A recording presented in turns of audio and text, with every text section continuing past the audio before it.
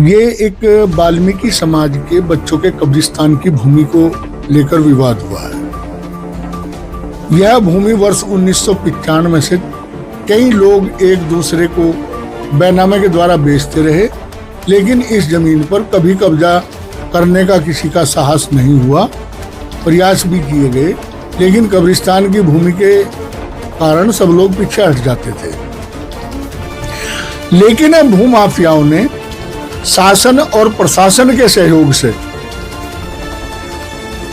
जबरदस्ती गुंडागर्दी के तौर पे वहां पे ईंट सामान लेके गए और अपनी गाड़ियां लेके गए जिनमें हथियार थे। सबसे बड़ा प्रश्न तो यह है कि जो लोग वहां 4 दिन पहले कब्जा करने पहुंचे थे, उनमें किसी के भी नाम ना तो कोई बैनामा है, ना कोई पावर ऑफ अटॉर्नी है, और ना ही इस भूमि के परिप्रेक्ष्य में कोई कागज उनके पास है।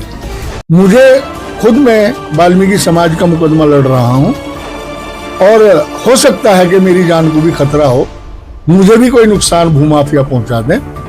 यह भी संभव है, इससे कोई दो राय नहीं है कि वो लोग। स्वागत है आप सभी का हकीकत लाइव चैनल पर। और इस समय हम मौजूद हैं एक ऐसा मुद्दा लेकर जिसने पूरे देवबंद को आज सुर्खियों में ला दिया है। आज 5वां दिन है और देवबंद की सफाई व्यवस्था बिल्कुल ठप है। चारों ओर हाहाकार मचा हुआ है, गंदगी के अंबार लगे हुए हैं। और इस समय हमारे साथ मौजूद हैं इस प्रकरण को जो देख रहे हैं वरिष्ठ अधिवक्ता ठाकुर सुरेंद्रपाल सिंह एडवोकेट। उनसे जानते हैं, सर क्या मामला है? पहली बार देवबंद में इस तरह का प्रकरण हुआ है, इतने दिन हो गए हैं, सफाई व्यवस्था चौपट है और ये मामला सुलझने पर नहीं आ रहा है। धन्यवाद मनदीप जी। आज जो ये गंदगी देवबंद के अंदर हो रही है, ये एक वाल्मीकि समाज के बच्चों के कब्रिस्तान की भूमि को लेकर विवाद हुआ है। यह भूमि वर्ष 1995 से कई लोग एक दूसरे को बैनामे के द्वारा बेचते रहे, लेकिन इस जमीन पर कभी कब्जा करने का किसी का साहस नहीं हुआ। प्रयास भी किए गए, लेकिन कब्रिस्तान की भूमि के कारण सब लोग पीछे हट जाते थे। ये सब मुस्लिम लोग कर रहे थे अब तक। अब मुस्लिमों ने भाजपा की सरकार आने के बाद समझ लिया कि वो विवाद बढ़ जाएगा, हिंदू मुस्लिम का होगा, इसलिए उन्होंने एक देहरादून के व्यक्ति को और एक मुजफ्फरनगर के व्यक्ति को इस जगह के बैनामों से बैनामे कर दिए। और उन लोगों ने, भूमाफिया है वे, देवबंद में इस भूमि को बैनामा करा लिया। इस बैनामे का कोई अर्थ नहीं है, क्योंकि जमीन वर्ष 1359 फसली में पुजाया के रूप में दर्ज थी और तमाम जो बच्चे अब तब से यहां गुजरे हैं सबकी कब्रें इसी कब्रिस्तान में बनी हुई हैं। लैट्रिन शौचालय बना हुआ है सार्वजनिक वाल्मीकि समाज का, और वाल्मीकि समाज ही इस भूमि को अपने उपयोग में लाता रहा है। लेकिन अब भूमाफियाओं ने शासन और प्रशासन के सहयोग से जबरदस्ती गुंडागर्दी के तौर पे वहां पे ईंट सामान लेके गए और अपनी गाड़ियां लेके गए जिनमें हथियार थे।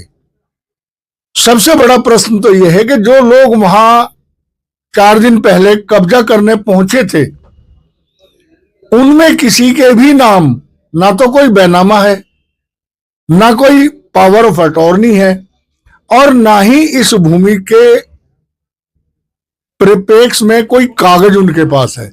ये सिर्फ देहरादून और मुजफ्फरनगर के भूमाफियाओं के भेजे हुए गुंडे थे। वे खुद मौके पर नहीं आए। और गुंडागर्दी भूमाफिया किस तरह देवबंद में कर रहे हैं, इसके लिए सबसे ज्यादा जो जिम्मेदार है वो जनप्रतिनिधि होते हैं और जो मंत्री हैं यहाँ के वो जिम्मेदार होते हैं। अगर प्रशासन इस तरह की ढीलबाजी करता है, जो गाड़ियां वहां मौजूद थी उनमें जो हथियार थे वे बरामद नहीं दिखाए गए उस तरह जिस तरह बरामद हुए मौके पे, ये सब प्रशासन की ढील के चलते ये काम हुआ है। वाल्मीकि समाज ने इस झगड़े से 15 दिन पहले माननीय मुख्यमंत्री को ज्ञापन दिया था कि भूमाफिया लोग यहाँ पर कब्जा करना चाहते हैं, और समाधान दिवस में भी प्रार्थना पत्र दिया था, लेकिन उनकी कोई बात ना सुन के अनदेखी की गई और जानबूझ के वाल्मीकि समाज के ऊपर ये हमला कराया गया। अच्छा, जनप्रतिनिधि रहे हो चाहे चेयरमैन रहे हो नगर के, वो पूरा प्रयास कर चुके हैं इस आंदोलन को खत्म कराने के लिए, पर क्या लगता है उनकी कहीं पकड़ नजर नहीं आ रही है और आंदोलन जारी है, तो क्या कहना चाहेंगे? देखिए, अगर उनकी वाल्मीकि समाज के प्रति निष्पक्ष भावना होगी तो वाल्मीकि समाज उनका कहना मान लेगा। तो हो सकता है उनकी कहीं दुर्भावना समाज को नजर आ रही हो जो वो अपनी पकड़ बनाने में विफल रहे हैं। दूसरी बात मैं ये कहना चाहूंगा, माफियाओं के खिलाफ पूरे उत्तर प्रदेश में माननीय मुख्यमंत्री जी का आदेश है कि गुंडा और माफिया के लिए जेल के अलावा कोई स्थान नहीं है। लेकिन हमारा जनपद सहारनपुर और विशेषकर देवबंद विधानसभा क्षेत्र उनके इस सोच को कतई पालन नहीं करता। सब जगह योगी राज है, लेकिन ऐसा लगता है कि देवबंद के अंदर भोगी राज है और यहां महाराज जी का जो इरादा है उसे कायम करने का यहाँ के जनप्रतिनिधि या यहाँ के संगठन के लोग कतई प्रयास नहीं करते हैं और तभी ये इस तरह की घटना यहाँ पर हो रही है। इस संबंध में 3-4 लोगों को गिरफ्तार भी किया जा चुका है और गिरफ्तारी के बाद भी जो है आंदोलन जारी है, तो क्या लगता है, क्योंकि इस मामले को आप काफी बारीकी से देख रहे हैं और वाल्मीकि समाज के अधिवक्ता भी आप हैं, तो क्या कहना चाहेंगे? वाल्मीकि समाज अपना निर्णय स्वयं करता है। हम तो केवल उनकी इस भूमि की बाबत यहाँ दीवानी में पैरवी कर रहे हैं। दीवानी का मुकदमा पहले से ही, इस झगड़े से पहले से ही किया हुआ है कि इस भूमि पर कोई व्यक्ति लोग इस तरह जबरदस्ती कब्जा ना करें। लेकिन जबरदस्ती कब्जा करके 2 लोग वाल्मीकियों की गोली से घायल हैं और प्रशासन द्वारा वाल्मीकि समाज के लोगों के विरुद्ध अपनी ओर से मुकदमा लिखा गया है।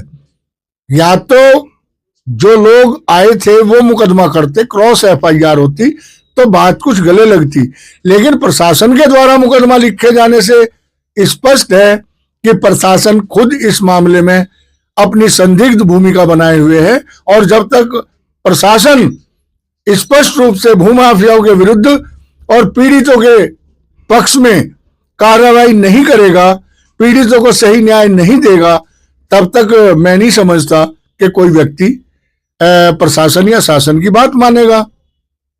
अच्छा, चलिए, हम आपकी हर बात से सहमत हैं, परंतु जिस तरीके जो तरीका अपनाया गया है, सफाई व्यवस्था ठप कर दी गई है और नगर में हर चौराहे पर कूड़ों के अंबार लगे हैं, तो क्या यह तरीका सही है?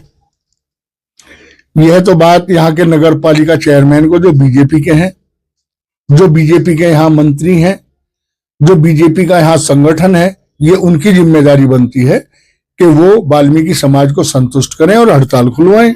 ने एक तरह से आंदोलन बना दिया है और भूमाफियाओं के खिलाफ आपने एक मुहिम छेड़ दी है, तो कैसा लग रहा है, क्या कहना चाहेंगे?